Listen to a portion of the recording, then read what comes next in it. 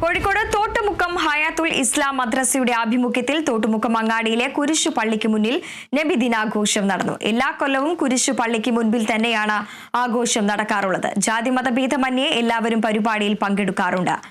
ആഘോഷത്തിന്റെ ഭാഗമായി നബിദിന റാലി, മൗലൂദ് പാരായണം, പായസ വിതരണം, മദ്രസ വിദ്യാർത്ഥികളുടെ വിവിധ പരിപാടികളും നടന്നു.